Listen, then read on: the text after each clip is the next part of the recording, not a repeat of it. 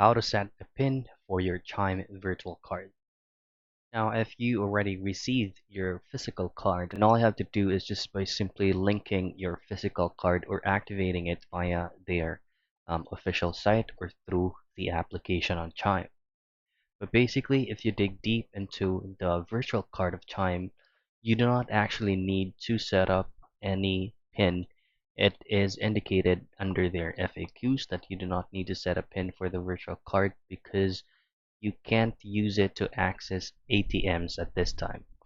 But if you're trying to purchase something on any store and trying to swipe it, and those certain stores ask you for a PIN, then what you can do is just by simply contacting their live customer service. So to get here, just go to chime.com's official site and then just head directly to the bottom part of this page, and you can see their hotline number from here.